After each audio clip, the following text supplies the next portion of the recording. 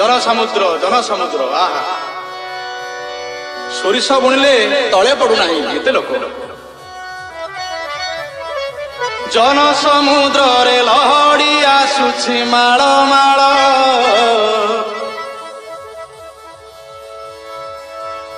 ଅରୁଣ ରଜାର ଜୋଇଁ ପୁଅ ଯାଏ ଗୁଣ୍ଡିଚା ଘର DJ Sumanta. ପୁଣ୍ୟ ଲହଡ଼ିରେ ନାମ ଭାସୁଛି ଜୋଇଁ ନନ୍ଦୀ ଘୋଷଣାରେ ବସିଛି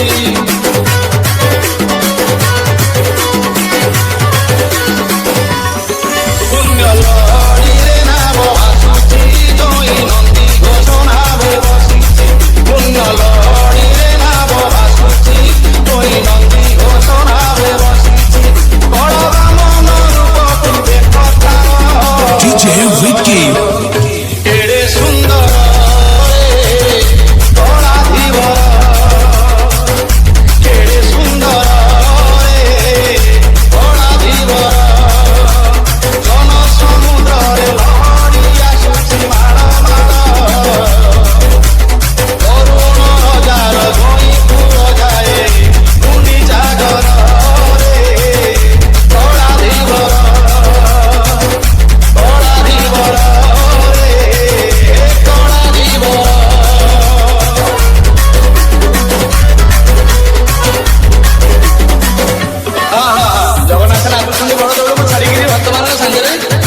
ସମ୍ଭାଳିବ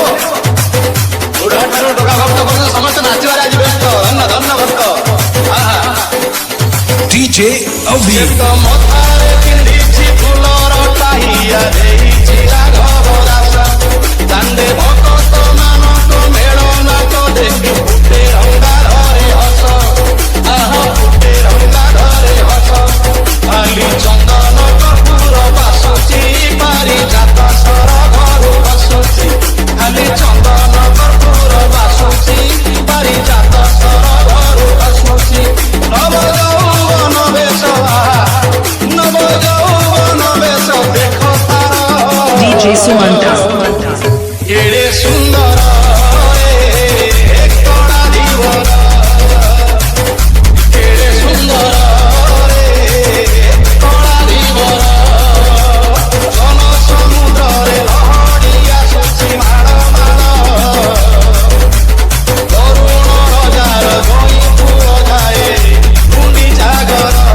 ରେ କଳା ଧୀବର ରେ କଳା ଧୀବର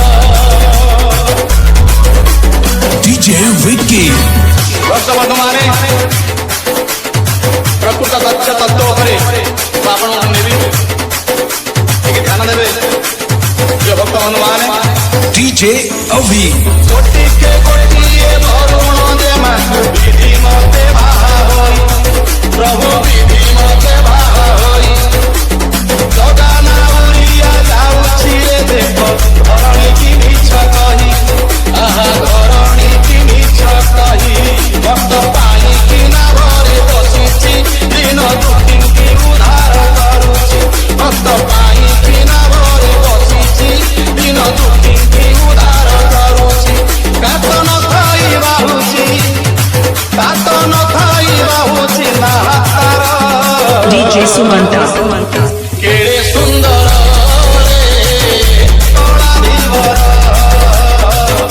କେଡ଼େ ସୁନ୍ଦର ରେ କଳା ଧୀବର ଜନ ସମୁଦ୍ରରେ ଲହଡ଼ି ଆସୁଛି ମାଳ ମାଳ ଅରୁଣ ରଜାର ଜୋଇଁ ପୁଅ ଯାଏ ଗୁଣ୍ଡିଚା ଘର ରେ ଗୁଣ୍ଡିଚା ଘର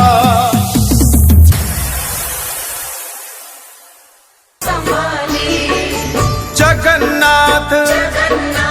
चकानैन